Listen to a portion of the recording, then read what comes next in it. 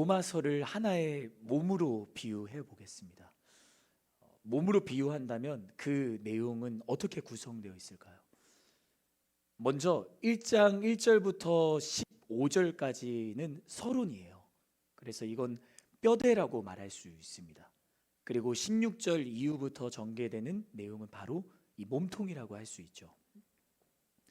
1장 16절부터 4장 25절까지는 그 몸통의 첫 번째 부분에 해당되는 내용입니다. 1장 1절 이후에 우리 가운데 같이 읽은 1장 16절의 내용을 혹시 기억하고 계시나요? 로마서 1장 16절을 우리 한 번 더 같이 읽어봤으면 좋겠습니다. 로마서 1장 16절 우리 함께 읽겠습니다. 시작. 나는 복음을 부끄러워하지 않습니다. 이 복음은 모든 믿는 사람들에게 구원을 주시는 하나님의 능력이기 때문입니다. 먼저는 유대 사람에게요, 다음으로는 그리스 사람에게입니다.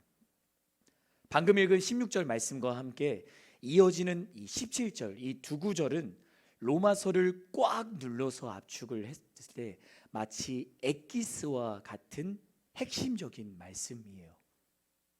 우리가 말씀을 통해 같이 확인한 것처럼 바울이 복음을 부끄러워하지 않는 이유는 복음이 모든 믿는 사람들에게 구원을 주시는 하나님의 능력이기 때문입니다. 또한 이것은 현재를 살아가는 우리 그리스도인과 지금 이 자리에 서 있는 우리 모두의 고백이기도 합니다. 하나님의 구원하시는 능력이 복음이다. 여러분, 이것은 무엇을 말합니까? 복음이 죽어 있는 것이 아니라는 거예요. 여러분, 복음은 살아 있습니다. 복음은 멈춰 있지 않고 계속해서 움직입니다. 무엇을 위해 계속 움직일까요? 바로 모든 믿는 사람들에게 구원을 주시기 위해 하나님의 능력으로 복음이기 때문에 복음은 살아서 계속 움직이는 거예요. 모든 믿는 사람들에게 구원을 주시는 하나님의 능력이니까요. 그래서 오늘도 복음은 살아서 계속 움직이고 있습니다. 또요, 복음은 제한이 없어요. 특정한 누군가나 특정한 집단에게만 구원이 주어지는 것이 아니라는 것이죠. 복음은 유대 사람뿐만 아니라 하나님의 약속 가운데 선택된 백성이 아니었던 이방인들에게도 구원의 손길이 뻗어 있다는 것을 말하고 있습니다. 그리고 이어지는 17절 말씀, 복음의 하나님의 의가 나타났다, 복음의 하나님의 의가 드러났다고 이야기합니다. 하나님의 의가 복음에 나타났기 때문에 믿음으로부터 믿음에 이르게 한다라고 말합니다. 여러분, 하나님의 의가 무엇입니까? 하나님의 의, 그 의가 무엇이길래 믿음으로부터 믿음에 이르게 하는 것일까요? 그건 여전히 죄인이었지만 아브라함과 다윗을 의롭다고 여겨주시고 그들의 삶을 끝까지 포기하지 않고 견인해 가신 하나님, 바로 그 하나님을 믿는 자로 의롭다고 인정을 받은 자는 왜 그의 삶의 시작도 믿음으로, 그의 삶의 마지막도 믿음으로 산다고 말하는 것일까요? 하나님의 의가 도대체 무엇이길래? 로마서 4장 25절은 이렇게 말하고 있습니다. 우리 함께 읽겠습니다. 로마서 4장 25절 말씀 시작. 예수께서는 우리의 범죄로 인해 죽음에 넘겨지셨고 우리의 의를 위해 살리심을 받았습니다. 여러분, 복음에 나타난 하나님의 의는 무엇입니까? 바로 우리의 범죄로 인해 죽음의 자신을 스스로 던지신 예수님, 그 죽음의 휘장을 다 찢으시고 다시 살아나신 예수님이 하나님의 의입니다. 예수님이 하나님의 의 그 자체예요. 우리는 바로 복음 가운데 이 사실을 신뢰하는 것이죠. 1장 16절부터 소개하고 있는 복음, 믿는 자에게 구원을 주시는 하나님의 능력인 복음, 하나님의 의가 나타난 복음, 우리의 머리로는 이 복음의 내용과 의미가 무엇인지 알 것도 같아요. 하지만 왜인지 모르게 우리의 가슴으로는 받아들여지지 않는 것 같죠. 우리의 실제적인 삶의 현실 속에서는 이 복음이 추상적으로 다가오는 것 같아요. 뜬구름 잡는 소리처럼 들리는 거죠. 여러분 어떠세요? 복음이 하나님의 구원하시는 능력입니다. 복음은 하나님의 의가 드러나고 나타났습니다. 복음은 곧 예수 그리스도이십니다 라는 이 복음의 소개가 여러분에게는 아주 가깝게, 아주 구체적으로 다가오세요? 아니면 여전히 뜬구름 잡는 소리 같고 여전히 추상적이고 나의 상관은 아무런 상관이 없는 내용 같으세요? 하지만 바울은 계속해서 복음에 대한 강력한 변론과 그의 삶의 고백을 통해 말씀을 대하고 있는 우리에게 복음이 더 구체적으로 더 가까이 다가오게 합니다. 그리고 4장 25절에 이르러서 복음은 바로 우리의 범죄로 인해 죽음에 넘겨지시고 우리의 의를 위해 살아나신 예수 그리스도이심을 알게 해주죠. 사랑하는 여러분, 복음은 결코 추상적인 것이 아닙니다. 복음은 그저 우리 생각 속에만 머무는 것이 아니에요. 성경이라는 텍스트 속에만 있는 것이 아니라는 사실입니다. 복음은 살아있으며 모든 믿는 자에게 구원을 주시기 위해서 앞서 말씀드린 것처럼 계속 움직여요. 운동력이 있는 것이 바로 복음이죠. 그 복음이 바로 예수님이죠.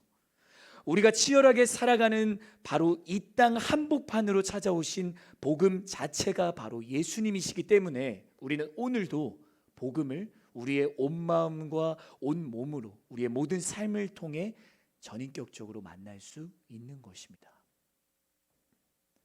복음으로 우리를 인격적으로 만나주시는 예수님, 바로 그분을 마음으로 믿고 우리의 입술로 시인하고 고백한 자는 우리 함께 따라해 주시겠어요?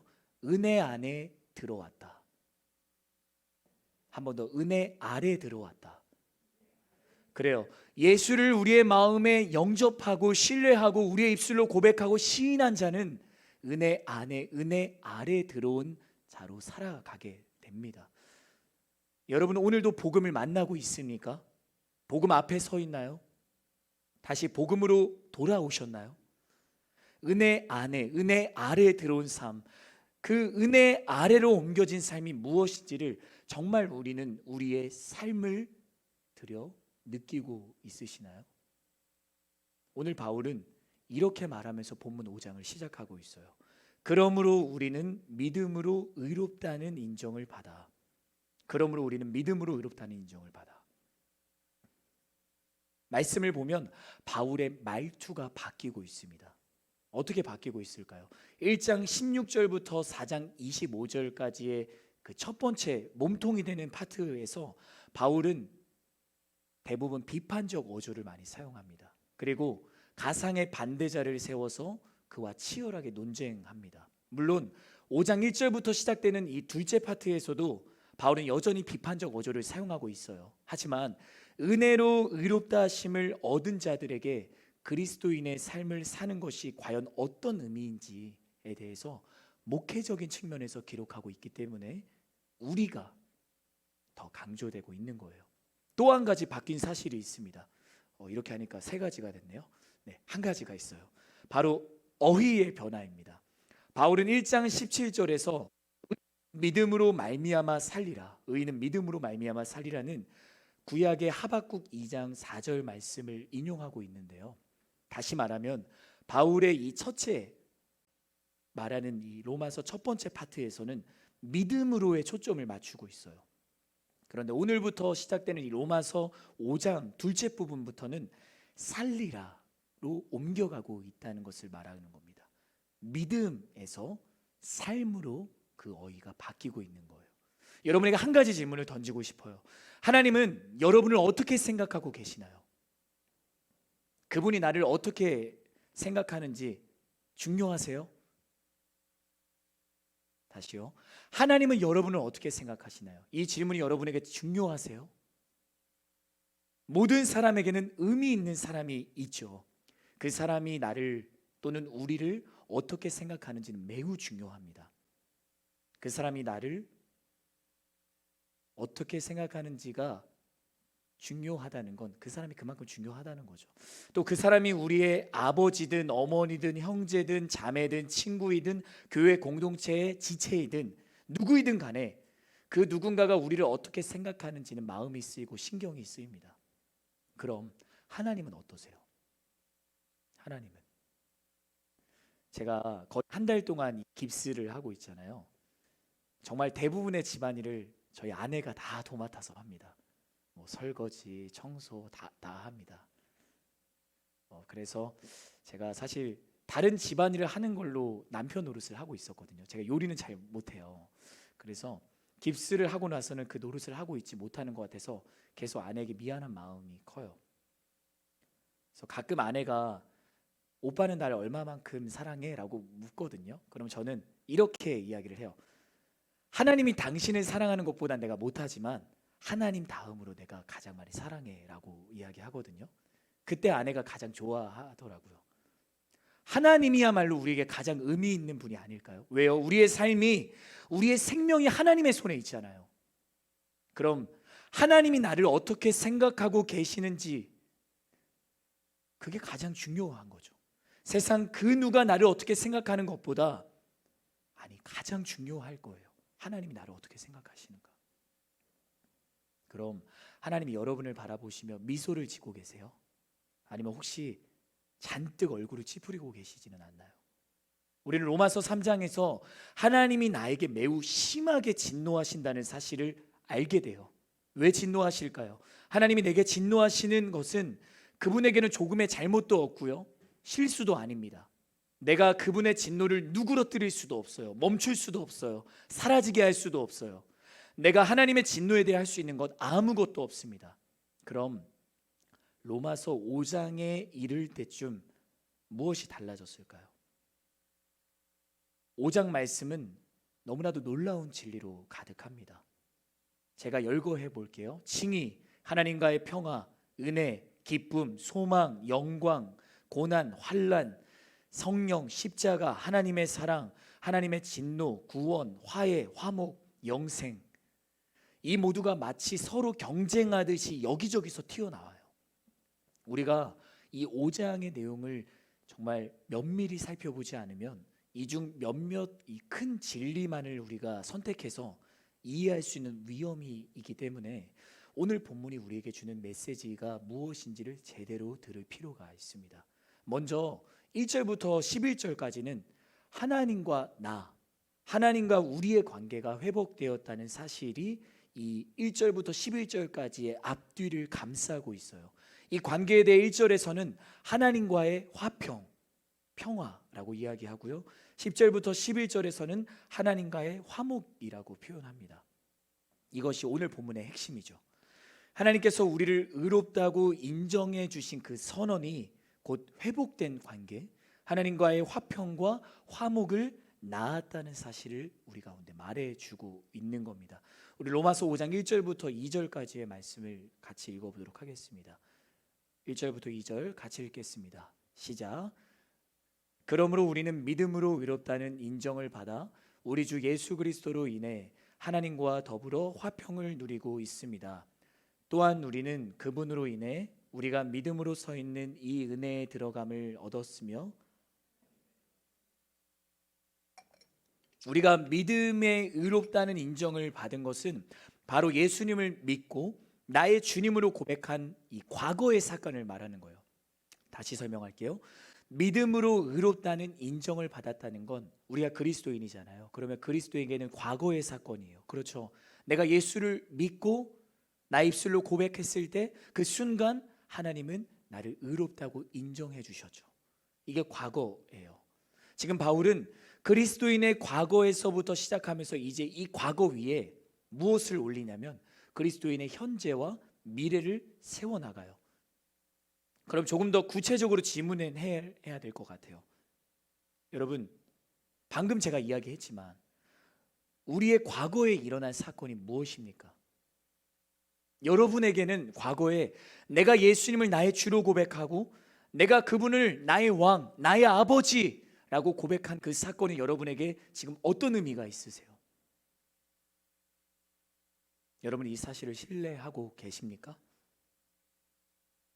이건 하나님께서 우리 가운데 직접 선언하신 거잖아요. 그렇기 때문에 이 사실은 조금도 부족함이 없이 명백하고 확실하죠. 이것도 실수가 아니에요. 하나님께서 우리의 믿음을 잘못 보신 거나 착각하신 것이 아닙니다. 하나님께서는 우리의 믿음을 정확하게 보셨고 그 믿음을 통해 우리를 의롭다고 인정해 주신 겁니다. 하나님의 은혜 아래에 들어와서 사는 자, 그리스도인은 어떤 사람인가요? 우리 같이 따라해 주시겠어요? 믿음을 통해 하나님께 의롭다는 인정을 받았다는 것을 확실하게 믿는 사람입니다. 그래요. 은혜 아래 들어와서 사는 자는 내가 과거에 하나님께서 나를 의롭다고 인정해 주셨다는 사실을 지금도 확실하게 신뢰하는 사람이에요. 여러분 이걸 점검해 보시길 바래요. 내가 의롭다는 인정을 받았다는 걸 지금도 확실한가? 우리가 지난 4장 말씀을 통해서 아브라함과 다윗의 그 삶의 스토리를 같이 살펴보았습니다. 그들의 삶이 정말 믿음의 선조라고 말할 수 있었나요? 이스라엘 역사에서 가장 존귀하고 존망받는 왕이라는 칭송을 다윗이 받을 수 있었나요? 아니요. 하나님 보시기에 이들은 그저 나약하고 악했어요. 하지만 그럼에도 불구하고 그들이 우리의 앞선 믿음의 선배로 성경에 소개되는 이유는 그들이 하나님께로 계속해서 돌이켰기 때문이에요. 방황할 때도 있었어요. 하나님으로부터 스스로 멀어질 때도 있었어요. 피할 때도 있었어요. 숨을 때도 있었습니다. 하나님의 약속과 그분의 말씀을 의심하거나 기억하지 않았을 때도 있었습니다. 그래요. 그들은 분명히 하나님 앞에 범죄한 사람들이었어요. 그러나 그들은 죄의 자리에 계속 머물러 있지 않았습니다. 자신의 죄를 깨닫고 그 죄를 지은 자신을 하나님 앞에서 찢고 애통하며 다시 하나님의 약속과 말씀을 신뢰하는 자로 돌아왔습니다. 어떻게 그들이 하나님께로 돌아왔나요? 그건 그들이 과거에 자신들을 부르셨던 그 하나님의 말씀을 기억하고 있었기 때문이에요. 아브라함을 하란 땅에서 부르셨던 그때, 다윗에게 왕으로 기름을 부으셨던 그때, 그 부르심에 대한 기억과 확신이 이들 가운데는 있었기 때문에 그들이 범죄하였고 하나님 앞에서 숨었고 하나님을 피했고 하나님의 말씀을 약속을 의심하고 거부할 때도 있었지만 그 과거에 대한 확실한 믿음이 있었기 때문에 그들이 또 하나님께로 돌이키고 돌아올 수 있었던 거죠. 여러분, 이게 바로 믿음이에요. 이게 바로 믿음이라고요. 내가 하나님께 과거에 의롭다는 인정을 받았다는 것을 내가 확실하게 신뢰하고 우리가 오늘 이 자리에서 내가 범죄하고 하나님께 숨고 하나님 앞에서 내가 멀리 도망간다 할지라도 내가 그 순간에 그 과거의 사건을 신뢰하며 돌아가고 돌이킨다면 이것이 믿음 있는 사람의 모습이라는 거예요. 완전한 사람은 아무도 없어요. 우리도 그렇지 않습니까? 우리도 때로 마치 믿음 없는 자처럼 살아갈 때 있잖아요. 은혜가 아니라 죄 아래에서 사는 것처럼 그렇게 살아가는 내 모습 볼 때 있잖아요. 그때 우리는 나약하고 악한 우리 자신의 모습을 보며 깊은 좌절을 느끼는 거죠. 그때 우리는 무너져요. 하지만 앞서 말씀드린 것처럼 믿음은 여기서 작동하는 거예요. 믿음이 여기서 작동해요. 내가 과거에 예수를 믿고 고백했던 그 순간을 기억해요. 내가 의롭다는 인정을 받았다는 그 믿음으로 돌아가요. 그러면서 다시 내가 지금은 죄 가운데 있지만 그 순간 돌이키고 돌아가서 하나님의 은혜를 구하는 사람이 된다는 거죠. 우린 늘 기억해야 합니다. 하나님의 사랑과 은혜를 늘 기억해야 합니다. 그 사랑과 은혜가 다른 누군가가 아닌 바로 나를 향해 찾아왔음을 오늘도 기억해야 합니다. 내 입술로 하나님의 살아계심을, 내가 죄인임을, 그런 죄인인 나를 위해 이 땅 가운데 오신 예수님이 나의 죄의 값과 대가를 대신 치르시고 십자가에 못 박혀 죽으시고 다시 살아나셨다는 사실을 고백했던 그 과거의 순간을 우리는 오늘도 기억해야 합니다. 여러분은 그 순간을 오늘도 기억하고 계세요? 그 순간 오늘도 신뢰하고 계십니까?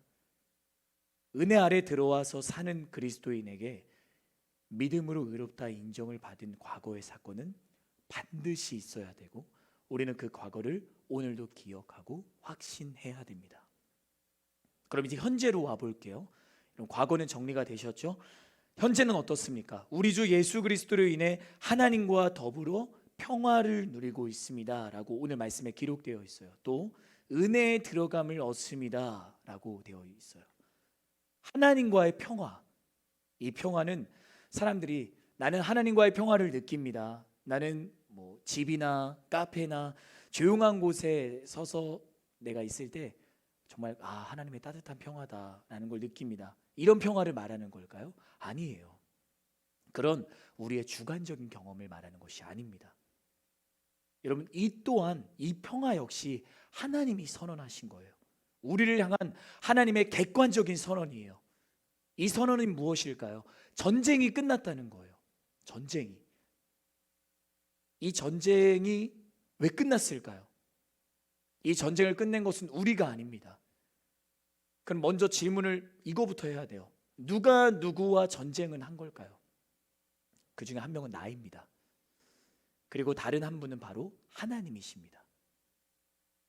제가 잘못 말한 게 아니에요. 전쟁이 있었는데 하나님과 나 사이에 전쟁이 있었어요. 하지만 이 전쟁은 하나님이 원하신 전쟁이 아니었습니다. 하나님은 원하지 않으셨지만 우리가 그 전쟁을 시작했어요. 왜요?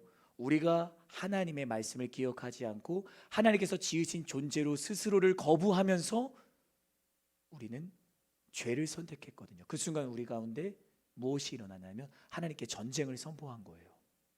그렇게 우리는 하나님과 끊임없이 영원토록 전쟁을 해야 됐어요. 사실 하나님은 우리의 죄에 대해서 정당하게 진노하신 것이죠. 우리는 이 전쟁을 피할 수도 없었고요, 멈출 수도 없었습니다. 전쟁에 대해 우리가 할 수 있는 것은 아무것도 없었습니다. 그런데 그 전쟁을 멈추신 분이 누구세요? 하나님이십니다. 이 평화는 모두 하나님이 이루시고 선언하신 거예요. 내가 한 것은 아무것도 없습니다. 그리고 이 평화는 예수님을 통해 그분의 십자가의 죽음과 부활을 통해 이루어진 것입니다. 그래서 이제 우리는 하나님께서 우리 가운데 평화를 선언하셨기에 전쟁이 끝이 났고 이제서야 우리는 비로소 하나님께 나아갈 수 있게 된 것이죠. 하나님이 평화를 선언하셨기 때문에, 예수님이 우리 모두의 죄값을 지불하셨기 때문에. 한 번 더 여러분에게 선언합니다. 우리가 은혜 안에 들어온 것은, 은혜 아래 들어온 것은 바로 예수님 때문입니다. 하나님의 은혜 때문이에요. 하나님의 사랑 때문이에요. 우리는 죄가 우리를 다스리는 자리, 죄 아래에서 나와서 스스로 자신이 문이 되신 그 예수님을 통과해 하나님의 은혜가 다스리는 자리, 하나님의 그 은혜 아래 들어왔습니다. 전에 우리는 율법 아래에 있었던 사람이었어요. 율법이 언제나 나를 감시했어요. 율법만 내가 들으면 아파요, 찔려요. 내가 율법을 지킬 수 없으니까. 율법이 나를 고발합니다. 내가 아무리 애쓰고 노력하더라도, 내가 아무리 경건하려고 하더라도 나는 도무지 이 죄책과 찔림으로부터 벗어날 수가 없었습니다. 죄의 멍에를 벗을 수가 없었습니다. 그러나 이제 우리는 은혜 안에 있습니다. 은혜 아래에 있어요. 사랑하는 프라미스 지체 여러분, 여러분 이제 율법을 벗어나 하나님의 그 은혜 안에, 은혜 아래 들어와 살아가신다는 것을 믿으십니까? 우리가 이것을 신뢰하시길 바랍니다. 우리는 오늘 은혜 아래 들어와 사는 사람들이에요. 그래서 베드로전서 3장 18절은 이렇게 이야기합니다. 제가 읽겠습니다. 이는 여러분을 하나님께로 인도하기 위해 그리스도께서 한 번 죄를 위해 고난당하시고 의인으로서 불의한 사람을 대신하셨기 때문입니다. 그는 육체로는 죽임을 당하셨으나 영으로는 살리심을 받았습니다. 예수님께서 고난받으시고 죽으셨기 때문에 우리가 하나님께 갈 수 있게 된 거예요. 예수 그리스도의 십자가의 사건을 통해 내가 은혜 안으로, 은혜 아래로 들어오게 된 거예요. 다시 한번 여러분에게 말씀을 드려요. 우리는 이를 받을 자격이 없었어요. 우리에게는 그 은혜 아래 들어올 충분한 조건 아무것도 없었습니다. 우리가 은혜 아래 들어올 수 있었던 유일한 자격은, 그 유일한 조건은 바로 예수님의 고난과 죽으심 가운데 나타난 사랑이었어요. 우리가 믿음으로 서 있는 은혜, 이것이 무슨 말일까요? 우리가 은혜 안에 서 있다는 것, 이것은 무엇을 말할까요? 그건 바로 내가 은혜 안에서 지금 숨을 쉬며 살아간다는 거예요. 너무나도 중요한 메시지입니다. 사랑하는 청년 여러분, 여러분은 은혜 안에서 지금 숨을 쉬고 살아가고 있습니까? 이 말은 무슨 말이냐면 은혜 안에, 은혜 아래 없으면 우리는 살아갈 수 없다는 거예요. 여러분, 은혜 안에서 숨을 쉬고 계세요? 아니면 여전히 은혜 바깥에서 내가 숨을 쉰다고 착각하며 그 죄의 늪으로 점점 깊이 들어가고 계십니까? 빌립보서 3장 20절은 이렇게 이야기합니다. 제가 읽겠습니다. 그러나 우리의 시민권은 하늘에 있습니다. 우리는 그곳으로부터 구원자 곧 주 예수 그리스도를 기다립니다. 은혜 안에 살아간다는 것, 은혜 안에 숨을 쉰다는 것은 우리의 시민권이 하나님께 있다는 거예요. 우리의 시민권은 하나님께 있어요. 우리는 하나님 나라의 백성으로 오늘도 살아가는 거예요. 이것이 우리의 확실한 신분입니다. 은혜 아래와 죄 아래를 왔다 갔다 하는 사람이 아니라는 거예요. 우리가 중간에 있는 게 아니에요. 우리는 분명하게 은혜 아래에 있는 사람이에요. 여러분의 삶을 점검하시길 바랍니다. 내가 여전히 은혜와 죄 이 사이에서 좌지우지되면서 방황하고 있지는 않은지, 내가 과거의 사건에 나를 의롭다고 인정해 주신 그 말씀을 기억하고 신뢰하고 있는지 여러분께서 점검하셔야 돼요. 이것이 현재를 살아가는 그리스도인 이 오늘이에요. 오늘. 자, 과거 위에 지금 현재를 쌓았습니다. 이제 무엇이 남았죠? 미래가 남았습니다. 미래는 무엇입니까? 우리는 하나님의 영광을 바라며 기뻐합니다. 이것이 그리스도인의 미래입니다. NIV 역에서는 이 기뻐합니다를 자랑합니다라고 표현도 하거든요. 이것이 무슨 말이냐면 이제 더 이상 우리 자신의 특권이나 지식, 도덕적인 성취를 기뻐하지 않고 자랑하지 않는다는 거예요. 우리 함께 로마서 3장 27절 말씀을 읽어보겠습니다. 로마서 3장 27절 같이 읽겠습니다. 시작. 그렇다면 자랑할 것이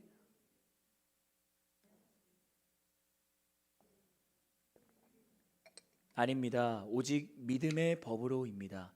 이제 우리가 기뻐하고 자랑하는 이유 안에 우리가 방금 읽은 것처럼 하나님이 아닌 모든 것은 다 배제되는 거예요.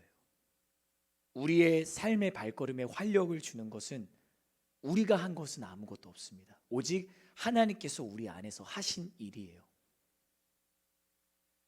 그리고 하나님께서 하신 그 일은 하나님의 영광에 다시 참여하리라는 확실하고 분명한 소망을 우리에게 주신 것, 이것이 바로 우리가 영광을 바라고 기뻐하며 자랑하는 거예요. 우리 로마서 1장 23절 말씀, 로마서 1장 23절 말씀 우리 함께 읽도록 하겠습니다. 시작. 썩지 않는 하나님의 영광을 썩어질 사람이나 새나 짐승이나 기어다니는 동물의 우상으로 바꾸었습니다. 우리 하나 말씀을 더 찾아볼게요. 로마서 3장 23절. 로마서 3장 23절 함께 읽겠습니다. 시작. 모든 사람이 죄를 지었으므로 하나님의 영광에 이르지 못합니다. 지금 우리가 두 말씀을 읽었잖아요. 그리스도인의 미래는 하나님의 영광을 바라며 기뻐하고 자랑하는 거예요. 하나님께서 우리 가운데 다시 영광에 참여하게 하셨다는 거예요. 이 다시가 중요해요. 여러분, 우리는 하나님의 영광에 참여하는 자로 창조되었어요. 그런데 우리가 하나님이 아닌 죄를 선택했고 영광 바깥으로 우리가 스스로 우리가 몰려났어요. 그리고 그 영광을 다른 우상으로 바꾸어 버렸어요. 영원한 하나님의 영광이 아니라 지금 우리가 읽은 로마서 1장 23절 말씀처럼 새나 짐승이나 기어다니는 동물의 우상, 우리가 동물의 우상으로 바꾸지 않더라도 세상에 우리가 하나님보다 더 좋아하고 이거 없으면 나는 살 수 없어 라는 것들로 바꾼 거예요. 영원한 영광이 아니라 또 모든 사람이 죄를 지었으므로 하나님의 영광에 이르지 못했다. 지금 말씀하시잖아요. 모든 사람이 죄인이기 때문에 하나님의 영광에 이르지 못한다고요. 그런데 과거에 우리가 예수를 믿음으로 고백하고 의롭다는 인정을 받은 그 사건에서 시작해서 우리가 은혜 안에 들어온 이 현재의 삶을 통해 이제 다시 하나님의 영광에 참여하게 된 거예요. 다시. 여러분의 그 소망이 있으십니까? 여러분 이 영광을 자랑하십니까? 기뻐하세요? 우리는 언제가 그 날일지는 알 수 없지만 이 땅 가운데 하나님의 나라와 하나님의 뜻이 완전히 이루어지는 미래의 그때, 예수님께서 우리 가운데 다시 오실 그때 우리가 하나님의 영광에 다시 참여할 것을 소망하며 기뻐하며 그 사실을 자랑한다는 거예요. 여러분에게 그 기쁨과 자랑함이 있기를 바랍니다. 말씀을 곧 맺으려고 합니다. 여러분, 우리는 은혜 아래 들어와서 살아가는 이 그리스도인으로서 과거의 사건, 그리고 현재의 은혜, 미래의 영광 사이에서 오늘도 살아갑니다. 근데 우리는 이 가운데 경험하는 게 있어요. 무엇을 경험할까요? 바로 고난이에요. 환난이에요. 여러분, 우리는 이미와 아직 사이에서 살아갑니다. 이미 십자가의 죽으심과 부활 속에서 우리를 구원하신 하나님의 능력인 복음으로 예수님이 우리에게 찾아오셨죠. 그분이 찾아오셨기 때문에 하나님의 나라가 우리 가운데 이미 임했습니다. 아멘. 우리는 이것을 믿는 사람들이에요. 하지만 아직 하나님의 나라는 완성된 것이 아니죠. 오늘도 우리는 하나님 나라의 개척자로 나아가잖아요. 하나님의 영광이 완전히 우리에게 나타난 것이 아니에요. 이미 왔지만 아직 우리에게 완성된 나라가 아니라는 거예요. 우리는 이미 우리를 의롭다고 인정하시기 위해 자신을 죽음에 던지시고 다시 살아나신 예수님을 믿는 자로 서 있죠. 하지만 여전히 우리 안에 있는 이 죄를 쫓아 살아가려고 하는 옛사람이 우리 가운데 여전히 살아있어요. 그 옛사람이 있어서 우리의 믿음이 흔들리고 무너질 때가 있습니다. 이미 보여주신 하나님의 사랑 때문에 우리가 오늘도 은혜 아래 들어와 있지만 아직도 죄를 사랑하고 죄 아래 있는 자처럼 서 있을 때가 있습니다. 그렇게 우리는 현재의 은혜와 미래의 영광 사이, 이미와 아직 사이에서 무엇을 경험할까요? 충돌을 경험해요. 충돌을. 참 신기하죠. 이런 표현이 적당할지 모르겠지만 참 웃겨요.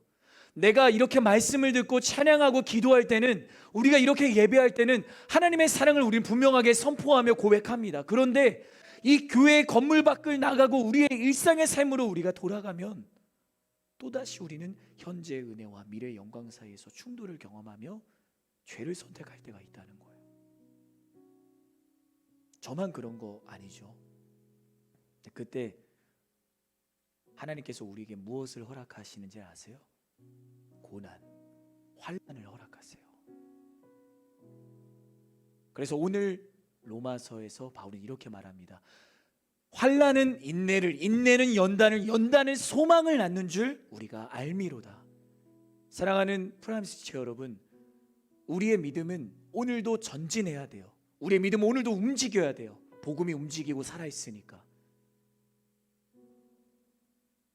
여러분, 그런데요, 우리의 믿음이 자라나기 위해서 참 우리 가운데 어려운 고백이지만 우리는 오늘도 고난을 기뻐하고 사모해야 돼요. 사실 우리 가운데 그런 기도가 있잖아요. 하나님, 나에게 이런 문제가 있고 이런 갈등이 있고 이런 정말 고난이 있습니다. 이 고난 나에게서 사라지고 멀어지게 해주세요. 여러분, 우리가 계속 살펴보잖아요. 바울이 이렇게 로마서에서 자신의 삶을 가지고 이렇게 고백하고, 내가 복음을 부끄러워하지 않습니다. 복음은 하나님의 구원하시는 능력입니다 라고 고백할 수 있는 것은 바울의 삶 가운데 고난이 있었기 때문입니다. 고난이. 그래서 저는 여러분에게 도전하고 권면합니다. 여러분의 기도 가운데, 하나님, 내가 고난 가운데 있음을 감사합니다. 내가 환난 가운데 있기 때문에 인내할 수 있고요, 내가 인내할 수 있기 때문에 나를 연단하시고 단련하시는 하나님을 오늘도 만날 수 있고요, 그 연단 가운데 소망을 나에게 허락하시는 줄 내가 믿습니다. 이 믿음의 고백이 여러분의 고백이 되셨으면 좋겠습니다. 이 험하고 이 혼탁한 세상을 살아가기 위해서, 그리스도인이 소금과 빛으로 살아가기 위해서는 우리는 고난 가운데 있어야 됩니다. 왜요? 우리 하나의 말씀을 같이 읽고 같이 이제 찬양할 텐데요. 로마서 5장 8절 말씀, 오늘 말씀의 핵심입니다. 로마서 5장 8절 말씀 우리 함께 읽도록 하겠습니다. 시작. 그러나 우리가 아직 죄인이었을 때 그리스도께서 우리를 위해 죽으심으로 하나님께서는 우리에 대한 그분의 사랑을 나타내셨습니다. 아멘. 여러분, 왜 고난을 우리가 사모해야 되냐면 예수님이 고난 받으셨기 때문이에요. 자신이 하나님이심을 포기하고 이 땅 가운데 오신 그 자체가 고난이었잖아요. 그분이 빛으로 오셨지만 빛인 걸 알지 못했죠. 십자가에 죽이기까지 그들은 예수님을 고난 속으로, 사실은 예수님이 고난 속으로 스스로를 던지셨죠. 무엇을 이야기합니까? 고난 속에서 예수님은 사셨기 때문에 우리가 그 예수님을 만나려면 고난 속으로 들어가야 된다는 거예요. 여러분, 고난 속에서 우리는 예수님을 만날 수 있습니다. 우리 안에 고난 속에서 살아가신 예수가 살아계십니다. 그렇다면 뭐 큰 고난을 말하는 게 아닙니다. 큰 고난 말하는 거 아니에요. 하지만 여러분이 믿는 자로 은혜 아래 들어와 살아있는 사람으로서 때로 우리 가운데 부딪히는 그 충돌을 여러분 두려워하지 마시라는 이야기입니다. 충돌 가운데 인내하며 그 인내하는데 우리를 연단하시고 소망을 허락하시는 하나님을 바라보시길 바랍니다. 여전히 오늘도 우리는 고난과 충돌 가운데 예수를 만날 수 있습니다. 오늘도 은혜가 답이고요, 오늘도 복음만이 우리를 살립니다. 이 시간 우리가 이 귀한 말씀을 기억하며 우리에게 주신 귀한 찬양, 주의 나라가 임할 때 함께 찬양하며 기도하도록 하겠습니다.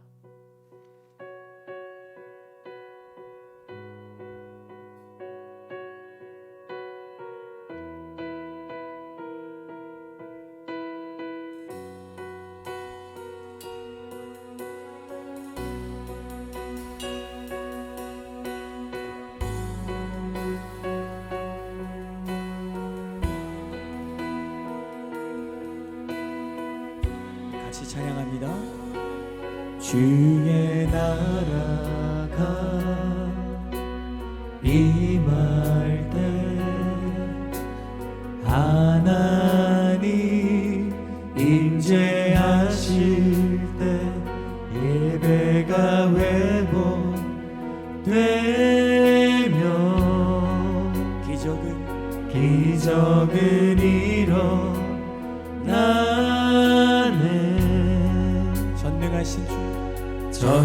전능하신 주 영원하신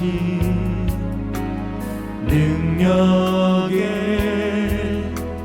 통치자 자유가 선포되어 주 백성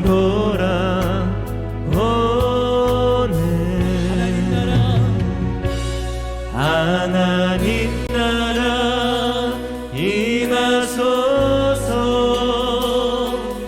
영광과 존귀 능력과 위엄 놀라운 사랑의 기적의 하나님 지금 이곳에 오소서.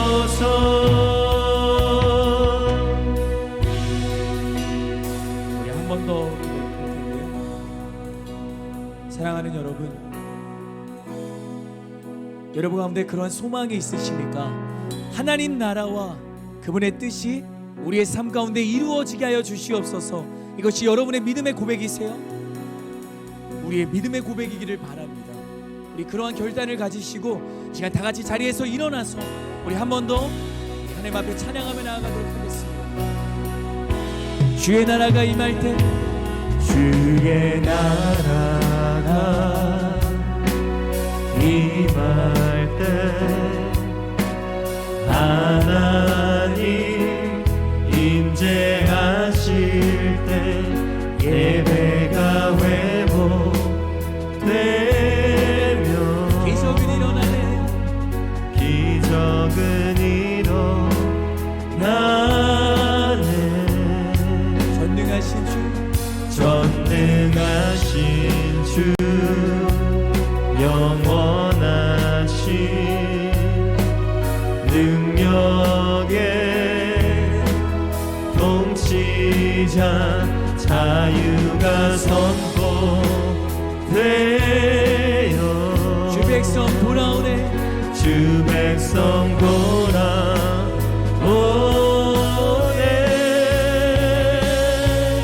하나님 나라 임하소서.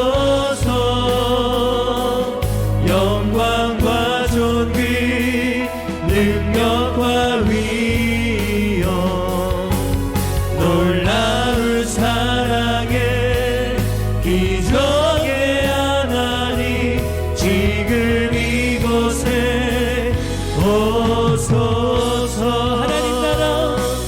하나님 나라 임하소서.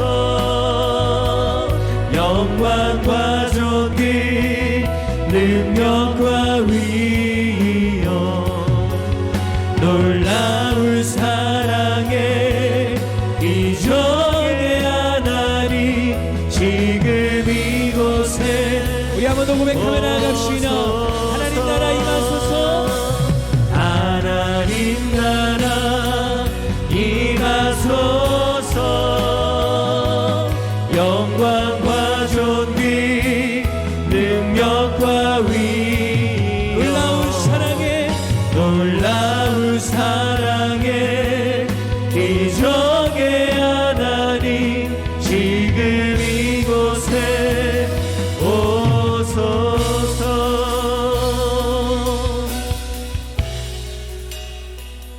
이 시간 함께 우리 아울리치를 위해서 기도하도록 하겠습니다. 우리 지난 한 달 동안 우리 사랑하는 우리 지체들, 우리 30여 명의 팀원들과 아울리치를 준비하고 있는데요. 저에게 그런 마음이 있더라고요. 아울리치에 참가하지 못하는 우리 지체들도 같은 은혜를 누렸으면 좋겠다. 사랑하는 프라미스 지체 여러분, 하나님께서 보은 창성교회 아울리치라는 귀한 은혜의 자리를 우리 가운데 허락하셨음을 믿습니다. 이 가운데 우리를 통해 하나님 나라의 개척자의 비전을 가득 품게 하실 것이고, 우리를 통해 그 하나님의 은혜가 흘러가게 될 줄 믿습니다. 우리 이 믿음을 이 시간 우리 붙들며 하나님 앞에 이렇게 기도했으면 좋겠습니다. 하나님, 주님의 나라와 주님의 뜻이 우리를 통해 이루어지게 하여 주시옵소서. 우리가 이 믿음을 붙들고 나아가길 원합니다. 다른 것 바라보지 않고 우리가 기도의 자리를 지키며 이 예배 가운데 이 시간 선포합니다.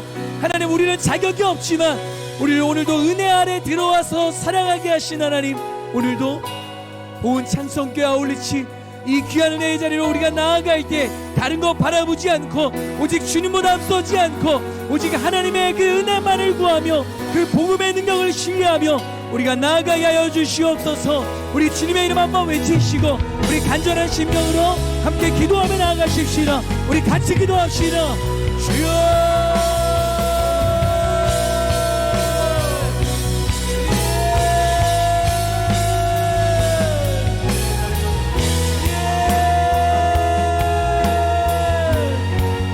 감사합니다.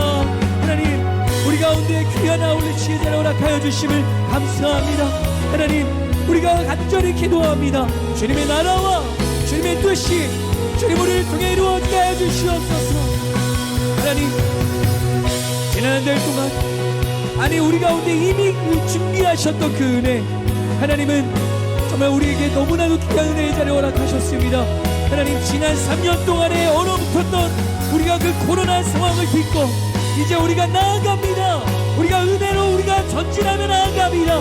하나님, 우리가 두려워하지 않고 그 믿음의 담력을 넣고 함께 우리가 나아가기를 원합니다. 주님, 우리는 자격 없습니다. 우리는 할 수 없습니다. 하지만 하나님 우리와 함께 하시며 능히 감당하게 하실 줄 믿습니다. 하나님, 우리가 너무나도 기대합니다. 우리 가운데 정말 그 주님의 그 능력과 그 주님의 함께 하심을 우리가 신뢰하며 나아갑니다. 시간 성령의 기름을 부으시고 우리가 시간 이 자리를 사모하며 나아갑니다. 하나님, 우리를 통해 일하시는 하나님을 우리가 만나기 원합니다. 그 가운데 우리가 겸손하게 하여 주시옵소서. 주님보다 앞서지 않고 남은 한 주간의 이 아울리치를 준비하는 가운데 하나님께서 우리에게 보여주신 그 은혜만을 바라보며 나아가기를 원합니다. 하나님, 그 가운데 우리가 우리의 삶을 거룩하게 구별하기를 원합니다. 우리의 입술을, 우리의 생각을, 우리의 마음을, 우리의 시선을, 우리의 삶을 구별하기를 원합니다. 그렇게 거룩하게 구별되었을 때 하나님께서 우리의 그 모든 사역 가운데 하나님의 하나님 되심을 드러내실 것이며 정말 우리를 통해 그 창성교회의 그 부흥의 불길이 다시 한번 타오를 줄 믿습니다. 하나님, 우리가 그것을 맛보기 원합니다. 우리가 그 하나님의 그 선하심과 인자하심을 맛보기 원합니다. 하나님, 우리를 통해 일하여 주시옵소서. 우리를 통해 주님 일하여 주시옵소서.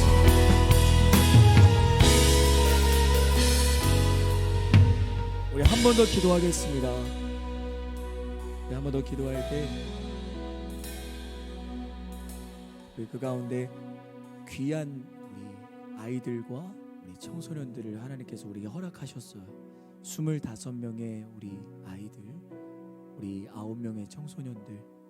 여러분, 시대가 흐르면 흐를수록 하나님께서 선하시고 기뻐하시고 온전하신 뜻이 무엇인지를 알지 못하는 악한 세대로 흘러가고 있습니다. 그 가운데 부족한 우리 사랑하는 창성교회 아이들과 청소년들에게 하나님께서 다가갈 수 있는 은혜를 허락하셨고, 저는 간절히 기도합니다.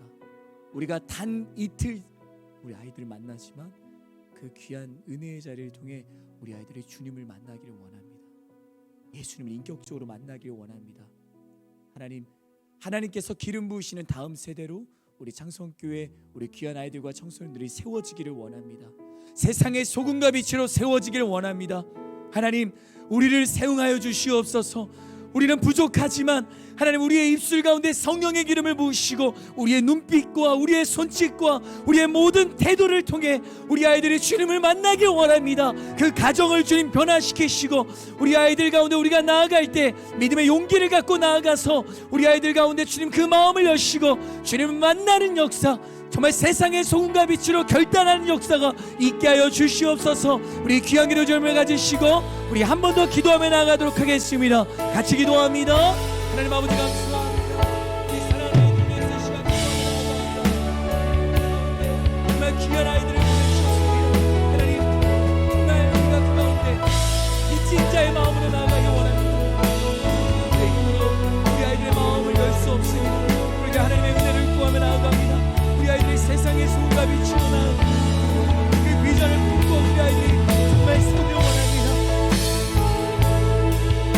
우리 사랑하는 아이들이 하나님께서 기름 부으시는 다음 세대로 세워지길 원합니다. 단 이틀 동안의 그 일정이지만 그 귀한 일정을 통해 우리 아이들이 주님을 만나기 원합니다. 주님을 만나기 원합니다. 그들의 입술로 고백하기 원합니다. 그들의 삶의 주님이 되시며 그들의 삶의 왕이 되시며 그들의 삶을 다스리시는 그 하나님을 만나길 원합니다. 우리 아이들이 나의 하나님으로 고백하는 귀한 역사가 있기를 원합니다. 시대가 더 악해져가는 이 가운데 하나님께서 기뻐하시고 온전하신 듯이 무엇인지를 분별하는 정말 믿음의 다음 세대로 우리 창성교회 우리 아이들이 세워지기를 원합니다. 주님, 우리 가운데 기름을 부어주시옵소서. 더욱더 아이들의 이름을 불러가며 우리 아이들의 모든 주님의 손에 맡겨드리며 우리가 함께 기도하며 준비하기를 원합니다. 우리가 준비하는 모든 여름 캠프, 함께하는 모든 프로그램 가운데 하나님 기름 부어주시옵소서. 주님 손에 우리 아이들의 영혼들을 맡깁니다. 주님 안전하게 하시며 우리 아이들의 영과 우리 아이들의 몸을 주님 안전하게 지키셔서 그 3일의 일정 가운데 악한 사탄 틈타지 않게 하시며 우리 가운데 하나님의 선한 영으로 그것을 지켜주시옵소서. 믿음으로 나아갑니다. 믿음으로 나아갑니다. 믿음으로 나아갑니다. 믿음으로 나아갑니다. 믿음으로 나아갑니다. 믿음의 담력을 얻고 나아갑니다. 도와주시오.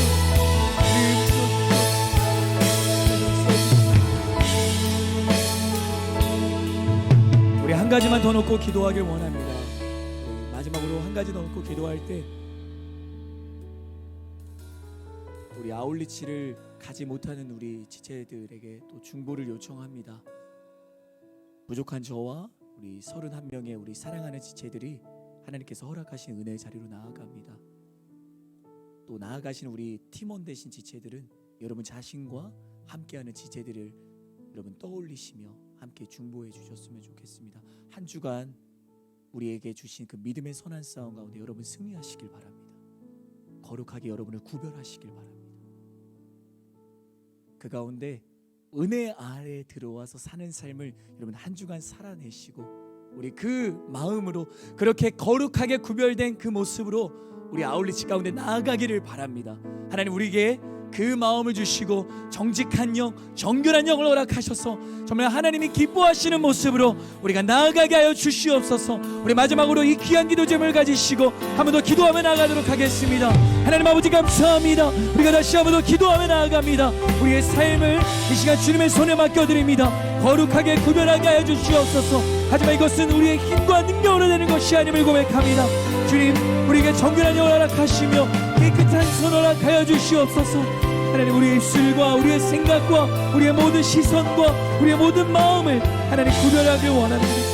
하나님, 우리 가운데 그 은혜를 허락하여 주시옵소서. 우리 가운데 있는 그 믿음의 선한 싸움, 우리의 힘으로는 주님 승리할 수 없습니다.